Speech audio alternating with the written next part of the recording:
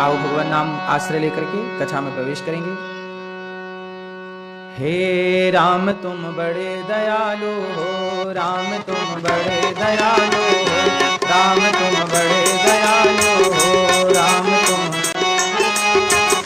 कृष्ण तुम बड़े दयालु हो, कृष्ण तुम राम तुम बड़े दयालु हो, राम तुम कृष्ण तुम बड़े दयालु हो, कृष्ण तुम बड़े सभी गाएंगे। राम तुम बड़े दयालु हो, राम तुम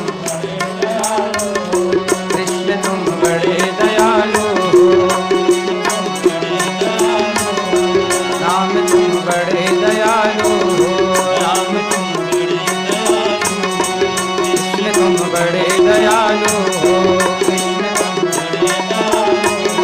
तेरा यश गाया वेदों ने, तेरा यश गाया पार नहीं पाया वेदों ने, पार नहीं पाया वेदों ने।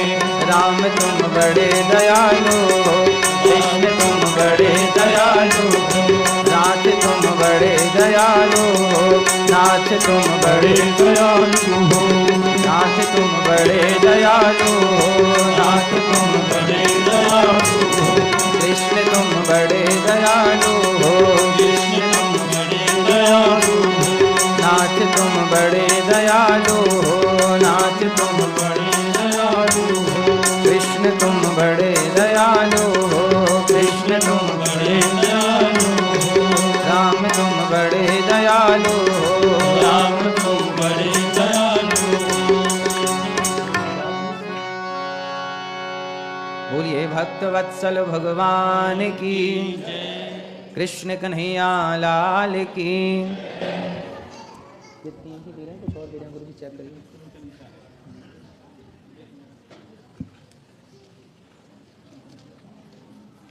भगवान की पावन कृपा,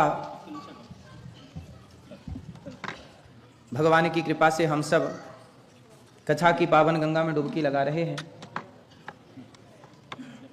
और जीवन को कृतार्थ कर रहे हैं। आज सनातन धर्म मंदिर भगवान श्री राम, भगवान श्री कृष्ण के पावन चरणों में बैठकर अमेरिका की धरती और भगवान श्री कृष्ण के चरणों में हम सब बैठे हैं, भागवत भगवान के चरणों में। परम पूज्य स्वामी जी डॉक्टर श्री संजय आर शास्त्री जी, जिनके द्वारा ये सुंदर सा आयोजन हम सबको सुलभता से प्राप्त हो पाया। एक बार तालियां बजा के पूज्य आचार्य जी का हम स्वागत सम्मान करते हैं। परीक्षित मन के इस कथा में कथा का रसपान Shri Kiran Shikha and family, Kiran Vishwa and family आपकी ओर से, साथ ही सूरज शाही फैमिली जी, सुरेंद्र सिंह परिवार ji, board member Suresh and Lalita ji और जसवंत इंदु कायस्थ जी, मंदिर के सभी फाउंडर मेंबर और आप सभी की उपस्थिति, आप सभी का प्रयास। और आज यहाँ कथा की गंगा में हम सब यहाँ डुबकी लगाएंगे और भारत के भक्त जहाँ बैठे हैं वो वहाँ से कथा का रसपान करेंगे। तो अमेरिका के भक्त और भारत के भक्त अपनी अपनी जगह से ही सब कथा का रसपान करेंगे और आप सब यहाँ, आप सबकी उपस्थिति। कोई शोर दे दो भैया।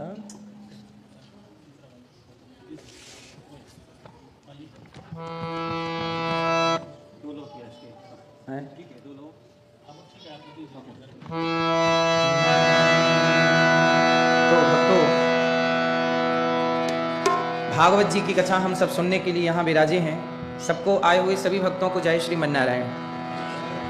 बोलो जय श्री मन्नारायण, जय श्री कृष्णा, राधे राधे, जय गौरी गोपाल। कैसे हैं आप लोग? मजा में? सही है। केम छो? पूज्य महाराज जी बनवारी दास जी श्री राम वृंदावन से पधारे हैं। आप संतों के चरणों में दास का कोटि कोटि नमन। भागवत की कथा हम सबके जीवन को परिवर्तित करती है। आप अमेरिका में रह करके, यहाँ रह करके, शटल में रह करके आप लोग किस तरह से कथा की गंगा में डुबकी लगा रहे हैं, यहाँ रहकर भी आपने अपनी संस्कृति को, अपने धर्म को बचा रखा है। इसके लिए हम आपको प्रणाम करते हैं कि आपने हजारों किलोमीटर दूर होके, भारत से 7 समुद्र पार होके भी आपने अपनी इस विरासत को बचाए रखा है। और आप लोगों ने देखो यहाँ भागवत का आयोजन कराया है। भारत में भागवत जी का आयोजन होए तो अच्छा है, लेकिन अमेरिका में भी भागवत जी का आयोजन होता है, अमेरिका में भी भागवत जी आती हैं, और अमेरिका में भी ये मंदिर हैं केवल इसलिए कि आप भारतीय हैं, यहाँ पर आप सनातनी यहाँ पर हैं, आपके भीतर वो धर्म जीवित है। धर्मो रक्षति रक्षिता, जब व्यक्ति धर्म की रक्षा करता है तो धर्म उसकी रक्षा करता है। भागवत आप लोग सुनने के लिए आए हैं, आज हम आपको भागवत सुनाएंगे। और भागवत जी क्या कहती हैं, क्या भागवत जी का मोटिव है, क्या वो कहना चाहती हैं, क्या समझाना चाहती हैं, ये सारे विषयों पर हम चर्चा करेंगे। चर्चा है कि भागवत जी में सबसे पहले ये जानते हैं क्या क्या है। 18,000 श्लोक हैं भागवत जी में, 335 अध्याय हैं और 12 स्कंध, 12 स्कंध भागवत जी में। भागवत जी सबसे पहले भगवान श्रीमन नारायण ने ब्रह्मा जी को सुनाई। भागवत सबसे पहले किसने किसको सुनाई? भगवान नारायण ने ब्रह्मा जी को, फिर ब्रह्मा जी ने अपने पुत्र देवर्षि नारद जी को, फिर नारद जी ने श्री वेद व्यास जी को, और वेद व्यास जी ने अपने पुत्र श्री सुखदेव जी को, और सुखदेव जी ने राजा परीक्षित जी को। और उसी परीक्षित जी और सुखदेव जी के उस सभा में सूत जी भी बैठे थे, तो सूत जी ने भी सुनी और सूत जी ने शौनक आदि ऋषियों को सुनाई। और यही भागवत जी, ये दास अनिरुद्ध आप सबको सुनाने के लिए यहाँ आया है। तो आप सभी इस कथा की गंगा में डुबकी लगा रहे हैं और अपने जीवन को कृतार्थ कर रहे हैं। भागवत 6 अध्यायों में पहले महिमा कही गई है भागवत जी की। क्या कही गई है? महिमा। भागवत जी क्या है, क्यों सुनना चाहिए, तो आओ पहले महिमा को जानते हैं। भागवत किस उद्देश्य से सुनाई गई? एक्चुअली क्या हुआ कि राजा परीक्षित जी थे, उनको श्राप लगा। क्या लगा? 7 दिन में मरने का श्राप लगा, जिसे इति लंघित मर्यादम तक्षका सप्तमे हनि, जिसे 7 दिन में मरना हो वो क्या करे? ये सवाल है भागवत जी का। राजा परीक्षित जी ने कहा कि मुझे 7 दिन में मरना है, क्योंकि परीक्षित जी को श्राप लग गया था। अच्छा, परीक्षित जी को श्राप किसने दिया? परीक्षित जी कौन है? आप जानते हैं परीक्षित जी कौन है? आइए पूरा डिटेल से आपको समझाएं, तब आपको समझ में आएगा। भगवान श्री कृष्ण के भांजे हुए हैं सुभद्रा के पुत्र, जानते हैं आप? अर्जुन के पुत्र अभिमन्यु, सुना आपने नाम? अभिमन्यु चक्रव्यूह में मारे गए थे, और अभिमन्यु की पत्नी का नाम था उत्तरा। उत्तरा उस समय गर्भवती थी जब अभिमन्यु की मृत्यु हुई। तो अभिमन्यु की तो हो गई मृत्यु, पर अभिमन्यु की पत्नी उत्तरा गर्भवती थी। उस गर्भ के बालक के लिए अश्वत्थामा ने ब्रह्मास्त्र चलाया। तो उत्तरा दौड़ी दौड़ी भगवान की शरण में आई और भगवान ने उत्तरा के गर्भ की रक्षा की। और जब उत्तरा के गर्भ की रक्षा की तो वही उत्तरा का गर्भ जब जन्म लेता है तो वही कहलाते हैं परीक्षित। तो ये अर्जुन के पुत्र अभिमन्यु, अभिमन्यु के पुत्र परीक्षित। परीक्षित जी से गलती हो गई, ये बहुत अच्छे राजा थे। इस कलयुग के पहले राजा हैं परीक्षित।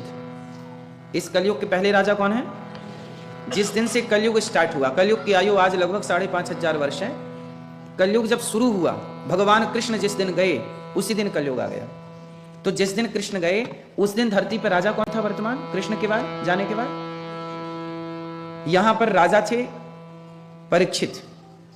तो परीक्षित जी ने चारों तरफ यज्ञ और धर्म और सत्संग और सेवाएं स्टार्ट की।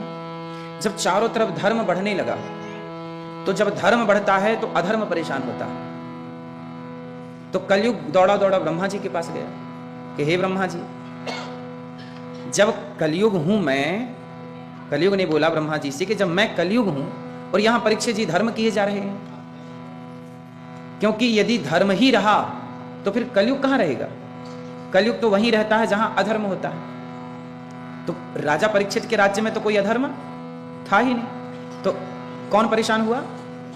जहां अधर्म नहीं है, जहां धर्म है, तो धर्म से कौन परेशान होता है? अधर्म। अधर्म ही कलयुग है। कलयुग बोला कि मैं कहां जाऊं?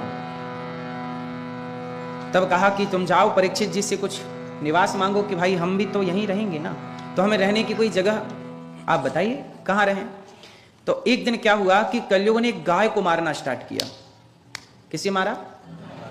कलयुग ने सबसे पहले किस पर कुठाराघात किया? गाय पर। कलयुग ने सबसे पहले किससे नुकसान पहुंचाया? गाय को। सबसे पहला प्रहार कलयुग ने गाय पर किया, लात मारी। इस धरती पर पहली बार गाय को किसी ने लात मारी तो वो था कलयुग। इसके बाद तो फिर लात क्या, लोग तो तलवार उसकी गर्दन पे मारने लग गए और खूब धड़ल्ले से। जब मैं अमेरिका आया और अभी इसके पहले ऑस्ट्रेलिया था तो मैंने देखा कि हर जगह ना यहाँ अधिकांश जो खाते हैं बीफ बिकता है। यहाँ आप सब जानते होंगे बीफ मतलब गाय का मांस। सोचिए पूरी दुनिया में गाय का मांस धड़ल्ले से बिकता है। इसे कौन रोक सकता है? क्योंकि कलयुग हावी है।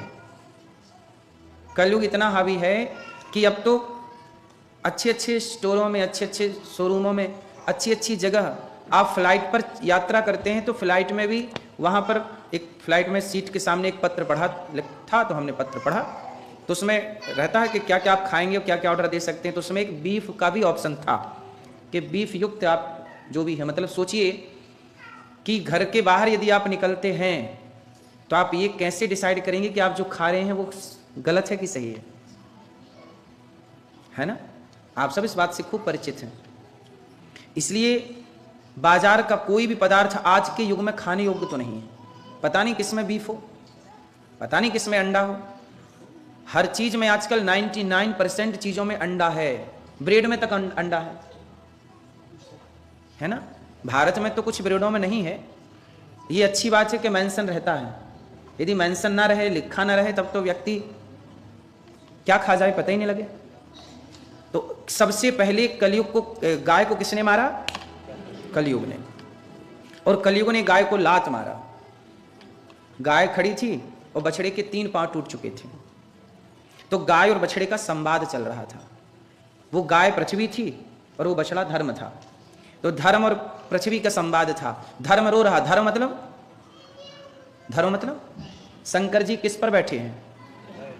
नंदी पर। नंदी देखिए, नंदी के कितने पांव होते हैं? लेकिन जो शंकर जी के आगे नंदी बैठे हैं उनके कितने पांव हैं? आपने कितने पांव देखे नंदी के?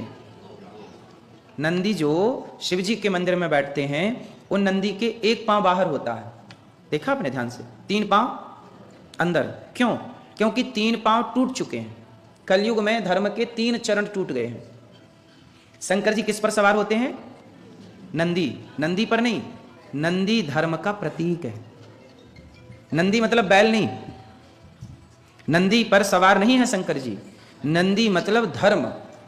बैल को क्या बोला गया? नंदी को। जैसे गाय को माता, तो नंदी को क्या? धर्म। धर्म का प्रतीक है। अभी आपने भारत में देखा होगा कि जब वो बनी, नई संसद भवन बनी, तो वहां मोदी जी ने एक सेंगोल की चर्चा थी 2 साल पहले, सेंगोल की स्थापना की। समझ रहे हैं आप लोग? सेंगोल, सेंगोल को आपने देखा होगा। उसमें क्या था? चित्र किसका बना था ऊपर? नंदी। सेंगोल के ऊपर किसका चित्र था? बोलो, आप समझ रहे हैं जो हम कह रहे हैं? नंदी था। वो नंदी कौन था? धर्म। नंदी किसका प्रतीक है? धर्म का। इसलिए शंकर जी बैल पर नहीं बैठे, शंकर जी धर्म पर बैठे हैं। शंकर जी किसकी सवारी करते हैं? धर्म की। और धर्म के कितने पांव होते हैं? 4। धर्म के कौन कौन से चरण हैं? सत्य, दया, दान, तप। बोलो, सत्य, दया, दान, तप। जिसमें कि कलयुग में 3 टूट चुके हैं। सत्य टूट गया। कलयुग में सत्य नहीं है, सत्यम नास्ति। कलयुग में क्या नहीं है? कलयुग में सत्य नहीं। यदि कलयुग में सत्य बोलते हैं तो आपका विरोध करने लग जाएंगे लोग। कलयुग में आप किसी को कह दीजिए कि लिव इन में रहना गलत है तो आपका विरोध हो जाएगा। क्योंकि कलयुग में सत्य नहीं, आप सत्य नहीं बोल सकते। मैंने बोला तो सत्य कि आजकल कुछ लोग लिव इन में रह के गलत करते हैं तो उसका मेरा विरोध कर किया लोगों ने। बड़े बड़े लोगों ने विरोध किया क्योंकि सत्य पसंद नहीं है, इनको झूठ पसंद है। यदि इनके लिए कह दिया जाए कि आप लिव इन में रह रहे हैं, सही कर रहे हैं, अरे तो महाराज जी बहुत अच्छे, आप तो हमारा सपोर्ट कर रहे हैं। लेकिन यदि हम कह दें कि नहीं जी लिव इन में रहना गलत है, आप लोग ही बताइए लिव इन में रहना सही है कि गलत है? आप कैसी बहू चाहती हो जो लिव इन में रह के आए? बोलो, क्या आप में से कोई भी माँ अपने बेटे के लिए लिव इन में रहने वाली बहू चाहेगी? बोलो, नहीं चाहेगी। लेकिन आजकल हमने बोला कि लिव इन में रहना गलत है, तो हमारा क्या कर रहे हैं लोग? विरोध। क्यों? क्योंकि सत्य नहीं, इस कलयुग में आप सत्य नहीं बोल सकते। कलयुग में आप वैश्या को वैश्या नहीं कह सकते। वो है तो वैश्या, पर सुनना चाहती है कि मैं सती सावित्री हूं।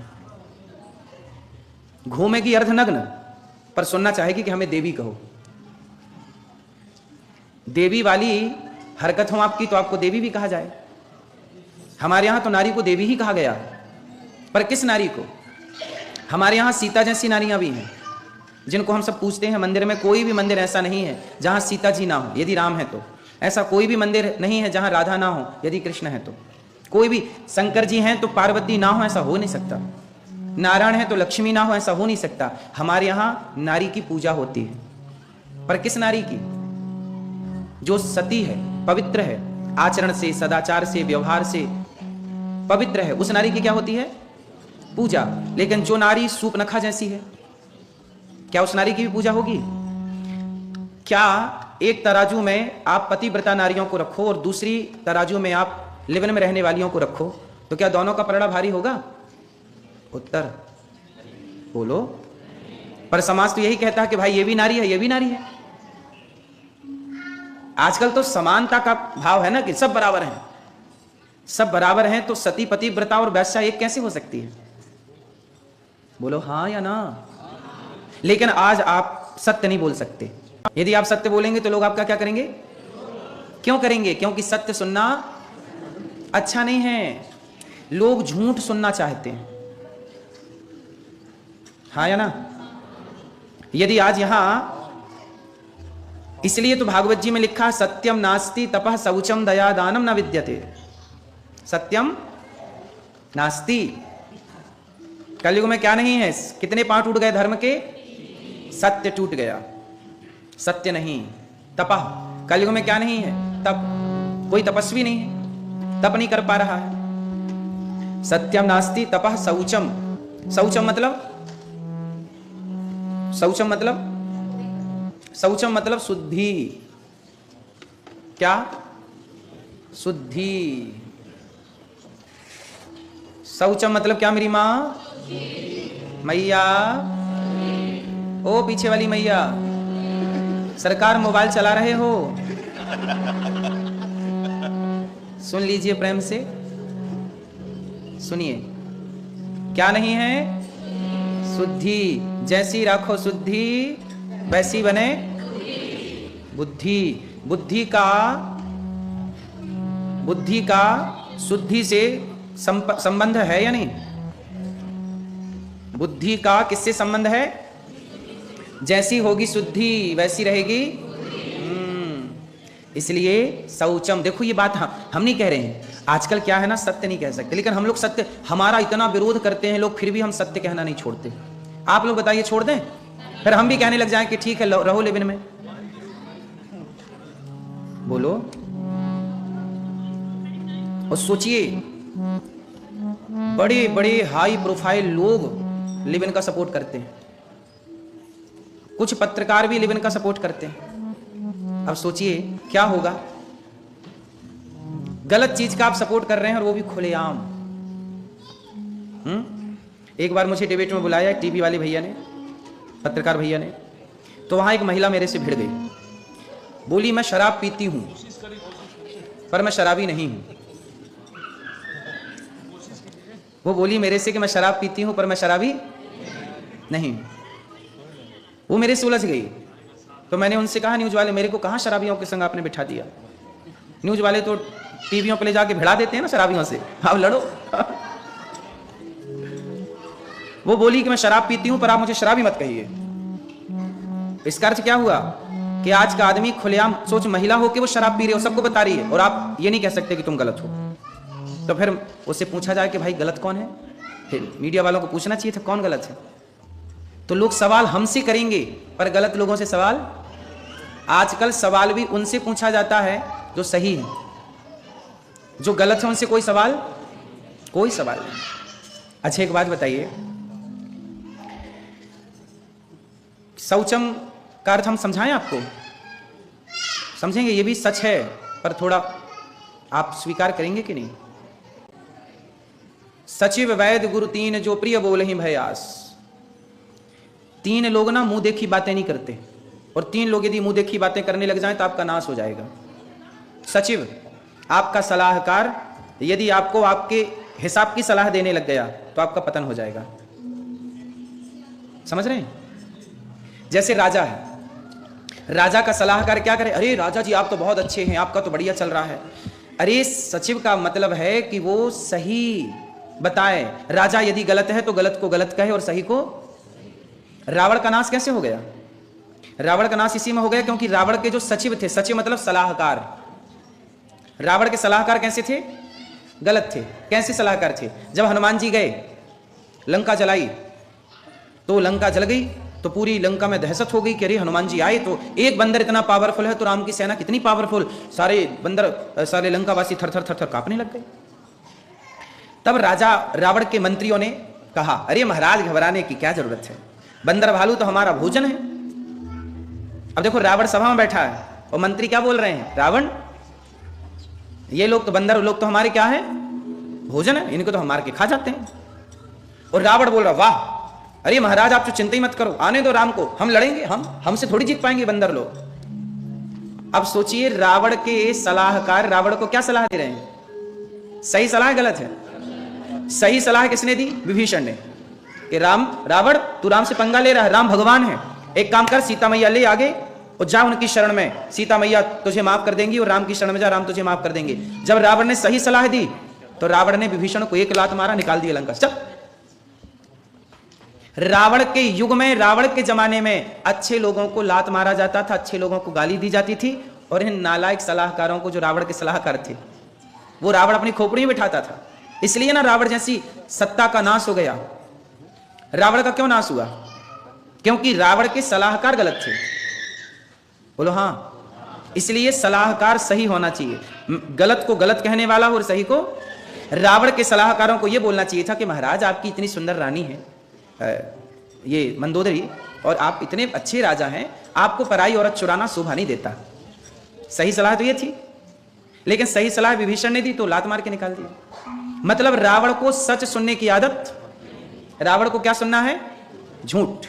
रावण को यह सुनना है कि आप बस हमारी प्रशंसा करते रहिए। तो सचिव यदि आपकी मुंह देखी बड़ाई करेगा तो आपका नाश हो जाएगा। सचिव वैद्य, वैद्य मतलब डॉक्टर, वैद्य, वैद्य क्या आपके मुंह देखी बात करता है? आप कहो साहब कड़वी दवाई मत देना, थोड़ी मीठी दे दो, नहीं, तुम्हारे हिसाब की दवाई ना देगा। यदि डॉक्टर को आपने अपने हिसाब से चलाया तो आप मर जाएंगे। इसलिए आपको डॉक्टर के हिसाब से चलना पड़ेगा। डॉक्टर हमारे हिसाब से नहीं चलता। डॉक्टर साहब यहां दर्द है पर एक काम करो, आप यहां मत चीरा लगाना, फाड़ा लगाना, आप यहां पेट में फाड़ दो, थोड़ा चीरा यहां लगा दो। ऐसे थोड़ी होता भाई, डॉक्टर जो कहेगा वो आपको मानना। यदि आपने डॉक्टर को अपने, अच्छा डॉक्टर भी मिल जाए, चल अच्छा भैया चल बता, तू ही बता कहां फाड़ा लगाऊं, चीरा लगाऊं, तो अरे तो एक काम करो जरा से यहां लगा दो, दर्द यहां लगा, यहां रहा, और डॉक्टर ने कर भी दिया, तो इससे मरीज भला होगा। इसलिए सचिव की ईमानदारी है तो राजा शासन करता है। डॉक्टर यदि ठीक है पर आपने डॉक्टर के हिसाब से चले तो आप ठीक हो जाओगे। तो सचिव वैद्य गुरु, तीसरे हैं गुरु। गुरु आपके हिसाब से बात नहीं करता कि आप लोगों को क्या अच्छा लगता है। गुरु वो बात करता है जो एक्चुअल में सही है, आप अच्छी लगे। जैसे गुरु कहता है, गुरु तो कहेगा ना कि ये सती और ये वैश्या है, अब कहो नहीं जी आप सबको सती कहो, तो गुरु मुंह दिखाई बात नहीं करता। और जो गुरु मुंह दिखाई बात करने लग जाए तो समाज का नाश हो जाता है। इसलिए मैं तो आज भी सही बोलता हूं कि लेबन में रहना गलत है। अब इसका जो विरोध करते हैं सो करते रहे, हमें क्या करना। आप बताइए हम इनके हिसाब से बोलना शुरू कर दें? इसलिए सचिव वैद्य गुरु तीन जो प्रिय बोलहि भयास, यदि ये तीनों प्रिय बोलने लग गए, यदि ये आपके हिसाब से चलने लग गए तो समाज का नाश हो जाएगा। हाँ या ना? इसलिए लोग हमारा विरोध करते हैं। हमारा विरोध क्यों करते हैं लोग? क्योंकि सच हमेशा कड़वा होता है। जो व्यक्ति चार जगह मुंह मारता ही है वो सच कैसे बर्दाश्त करेगा? उसे तो बुरा लगेगा ना कि आपने हमें क्यों कहा। आप किसी से कह दीजिए तू चार जगह मुंह मारता है तो उसे बुरा लगेगा, क्योंकि वो मारता है। और यदि आप सही कह रहे हैं तो सही कड़वा है, उसे सुन लीजिए या फिर अपने को सुधारिए। आप ठीक करिए अपने आचरण को। ताश खेलेंगे, पत्ता खेलेंगे तो आपको गलत ही बोला जाएगा ना। धर्मराज युधिष्ठिर को भी गलत बोला गया कि आप इतने बड़े राजा हैं, आपको ताश नहीं खेलना चाहिए था, जुआ नहीं खेलना चाहिए था। जुआ खेला तो भरी सभा में पत्नी हार गई। आप इतने बड़े राजा हैं, आपने क्यों जुए का आश्रय लिया? लेकिन जुआ खेले धर्मराज, वो खेले तो 12 साल का क्या हो गया? 1 वर्ष का ज्ञातवास। कर्मदंड तो पितामह को मिला, तो हमें और आपको नहीं मिलेगा। इसलिए शंकर जी जिस वाहन पर बैठे हैं, नंदी के 3 पांव टूट चुके हैं। सत्य नहीं, कलयुग में क्या नहीं? सत्य और तप और सत्य, दया। कलयुग में दया भी नहीं है। दया होती तो कितनी अधिक मात्रा में आज मछली की हत्या, मुर्गा की हत्या, मुर्गी की हत्या, बकरे की हत्या, जीवों की हत्या, बीफ हत्या, गाय की हत्या, कितनी अधिक मात्रा में। हर रेस्टोरेंट, हर जगह आपको मांस ही मिल रहा है। पूरी दुनिया का यदि आप सर्वे करेंगे तो केवल 2% शाकाहारी है। पूरी दुनिया में शाकाहारी लोग कितने परसेंट हैं? सिर्फ 2। 98% लोग मांसाहारी हैं। पूरी दुनिया का सर्वे यदि आप करेंगे तो, हाँ या ना? अब कितनी अधिक मात्रा में लोग क्या कर रहे हैं? जीव हत्या। अब जीव हत्या कर रहे हैं मतलब क्या है? लोग निर्दयी हैं। जबकि कलयुग के 3 नंदी महाराज धर्म के 3 पांव टूट गए, सत्य टूट गया, दया टूट गई और तप टूट गया। कलयुग में दया नहीं है साहब। दया होती तो लोग क्यों इतनी जीव हत्या करते? अपने पेट भर, हम भी पेट भर रहे हैं, पर हम तो किसी की हत्या नहीं कर रहे हैं ना, कि अपने पेट भरने के लिए हम किसी की जीव, क्यों हम किसी का मांस खाएं? अपने मांस को बढ़ाने के लिए हम दूसरे का मांस क्यों खाएं? हम क्यों ना दाल रोटी खाएं बिंदास? ऑप्शन ना हो तो फिर इसमें सोचा जाए। हमारे पास ऑप्शन ना हो तो हम भी विचार करें कि भाई अब कैसे पेट भरें। फिर मछली खाना जरूरी हो जाता है जब ऑप्शन ही ना हो रोटी का। तब मुर्गा खाना जरूरी हो जाता है जब आपके पास दाल चावल सब्जी रोटी का ऑप्शन, पर ऑप्शन है तो इन चीजों को छोड़ा जा सकता है। इसलिए शौचम सत्यम नास्ति तपः शौचम। शौचम मतलब शुद्धि। आजकल लोग क्या करते हैं? पहले रोटी बना लेते हैं माताएं, कुछ भोजन पहले बन जाता है, बाद में स्नान होता है। ये शुद्धि है क्या? शुद्धि है। आप लोग लघुशंका जाते हैं, जाने के बाद कुछ लोग ऐसे होते हैं कि जाने के बाद गए और आ गए, जबकि होना क्या चाहिए? लघुशंका जाने के बाद 4 कुल्ला, कुल्ला समझते हैं? 4 कुल्ला, पांव धुलना, हाथ धुलना, तब जाके लघुशंका करने के बाद शुद्धि मिलती है।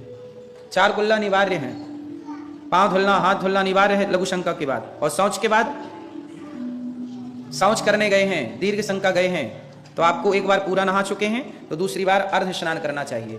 आधा जो कपड़े पहन के गए हैं उसे धुलना चाहिए। यही शुद्धि है। अब आजकल क्या है, लोग शौच करके आते हैं, नहाते नहीं, घूमते रहते हैं।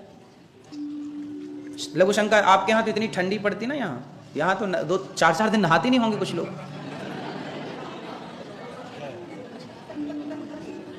हाँ या ना? 4 दिन ही नहाते होंगे कुछ लोग। सब लोग नहाते हैं? चलो आप लोग अच्छे हैं, आप नहाते हैं तो बहुत अच्छा है। ठीक है, तो आज से क्या करेंगे आप लोग? लघुशंका जाने के बाद 4 कुल्ला, पांव और हाथ धुलना, शौच के बाद स्नान, पूर्ण नहीं तो अर्ध। जो कपड़े पहन के गए हैं कमर से पानी डाल करके, और शुद्धि, इसे कहते हैं शुद्धि। अपवित्र पवित्रो वा सर्वावस्थांगतोपि वा। आप भी कोई पूजा पाठ करते हैं तो पंडित जी सबसे पहले क्या कराते हैं? आपकी शुद्धि, क्योंकि शुद्धि के बाद ही बुद्धि बनेगी ना। और शुद्धि 2 तरह की होती है, आभ्यंतर अंदर की शुद्धि और बाह्यांतर बाहर की शुद्धि। अंदर और बाहर की शुद्धि। अंदर की शुद्धि कैसे होगी? विचारों से, और बाहर की शुद्धि स्नान से। तो स्नान भी जरूरी है और अच्छे आचार विचार भी जरूरी है। तो आपको पहले तो शुद्धि का ख्याल रखना चाहिए पूर्ण रूप से। दूसरा, आपको नित्य सवेरे जागकर थोड़ा सा भीतर की शुद्धि के लिए सत्संग करना चाहिए, भगवान का नाम जप करना चाहिए। श्रीमन नारायण श्रीमन नारायण। भगवान के नाम से ना मन अंतःकरण शुद्ध होता है। तो हम बात कर रहे थे राजा परीक्षित जी को। राजा परीक्षित जी जो थे कलयुग के पहले राजा थे। इन्होंने क्या किया कि जब कलयुग ब्रह्मा जी के पास गया कि महाराज मैं बहुत परेशान हूं, अब कहां जाऊं, तब कहा कि आप परीक्षित जी के पास जाइए। परीक्षित जी ने देखा कि कलयुग गाय को मार रहा था, गाय को लात मार रहा। परीक्षित जी ने रोका, क्यों मार रहा है गाय को लात? कलयुग बोला महाराज जहां ये गैया रहती है मुझे रहने नहीं देती, जहां गौ सेवा है, जहां संत सेवा है, जहां माता पिता की सेवा है, जहां लोग सत्य बोल रहे हैं, वहां कलयुग कैसे रहेगा? तो कलयुग बोला महाराज परीक्षित जी मैं बहुत बुरा हूं, पर मुझ में एक अच्छाई है। अच्छा कलयुग बहुत बुरा है कि अच्छा है? बुरा है। कलयुग में एक अच्छाई है, बताओ क्या? कलयुग में क्या अच्छाई है मैया?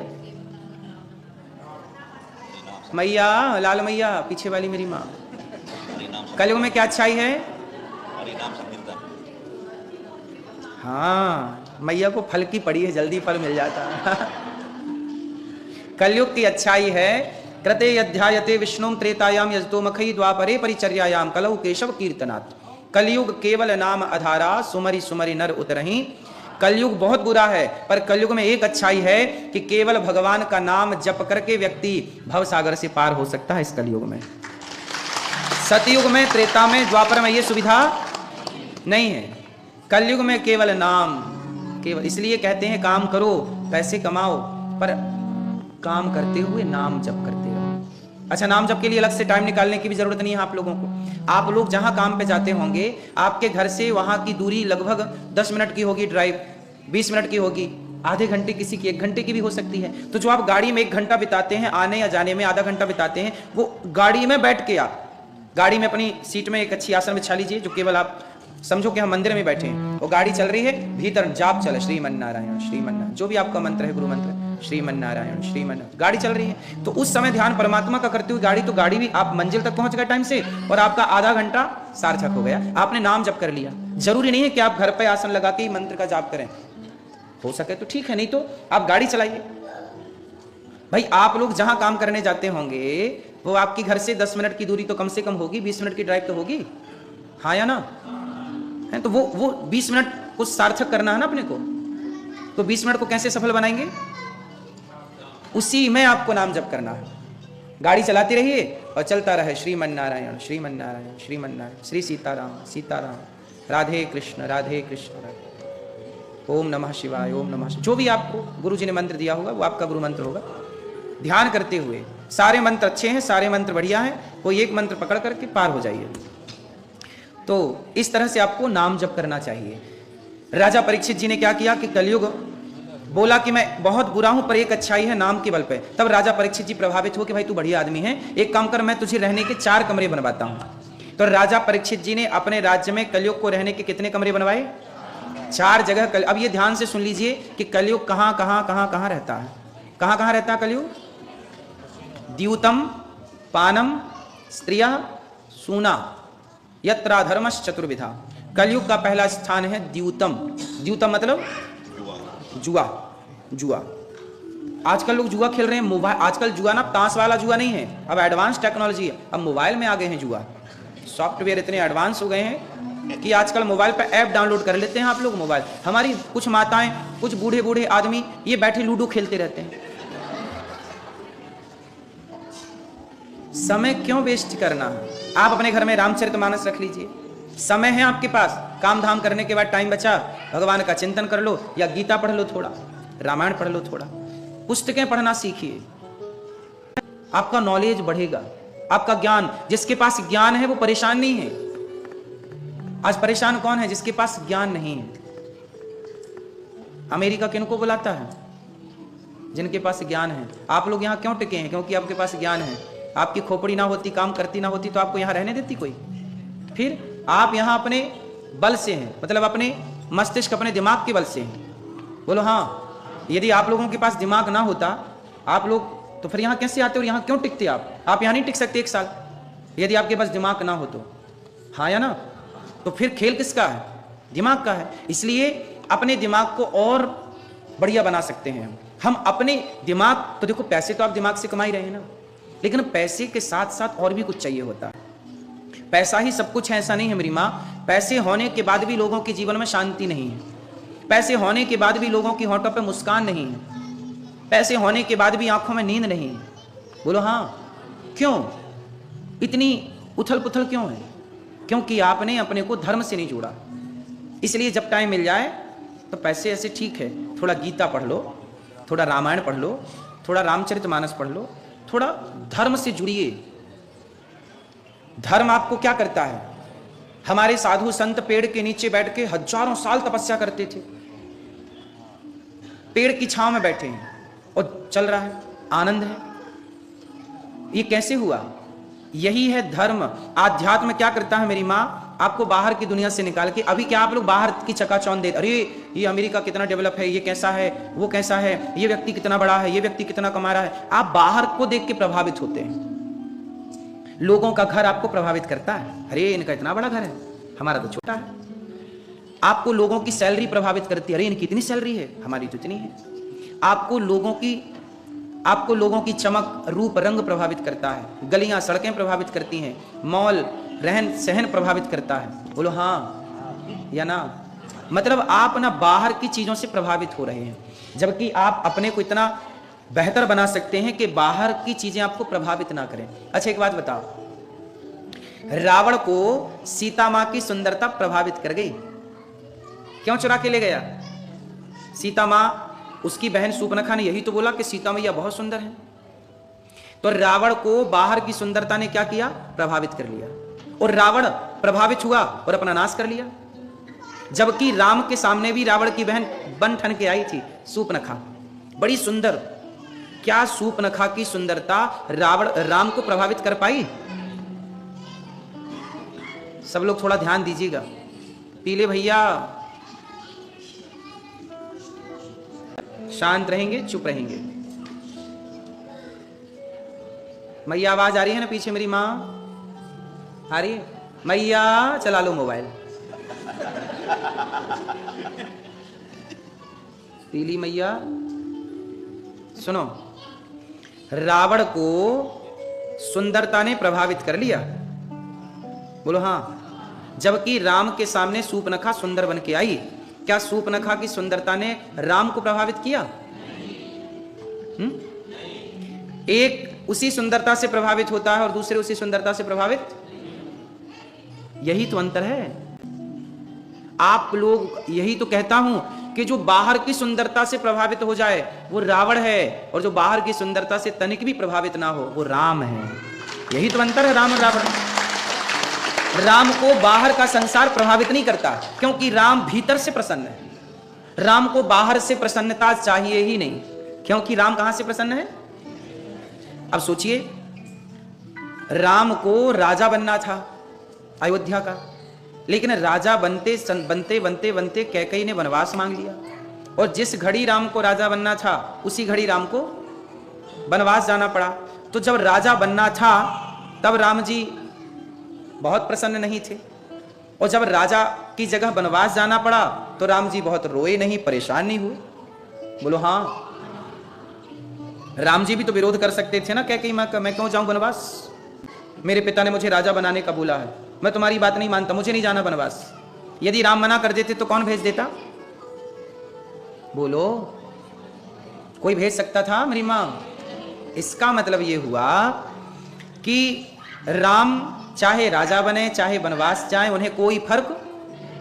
आप भी राम की तरह आचरण ले आइएगा कि आपके जीवन में चाहे अमीरी आए चाहे गरीबी आए, चाहे हानि आए चाहे लाभ आए, पर आप हानि, लाभ, अमीरी, गरीबी से कभी विचलित नहीं होंगे। हर समय अपने आप को प्रसन्न रखेंगे, हैप्पी रखेंगे, हर हाल में प्रसन्न। यही तो आध्यात्म है, यही तो कथा सिखाती है, सत्संग सिखाता है। हम भारतीय लोग यही तो हैं कि हम हर परिस्थिति में रहते हैं लेकिन प्रसन्न रहते हैं। हमें जरूरी नहीं है कि हमें यह होना ही चाहिए। हम इतने स्ट्रांग हैं कि हम पेड़ की छांव में भी जिंदगी गुजार सकते हैं। परवरिश किसे कहते हैं? हर माहौल में रहने का नाम ही तो परवरिश है। हम केवल अमीरी में रहेंगे ना, हम गरीबी में भी रहेंगे। समय बताकर नहीं आता कि कौन सा समय आ रहा हूं। महाभारत जीतने वाले अर्जुन जंगल के भीलों से हार गए कि नहीं?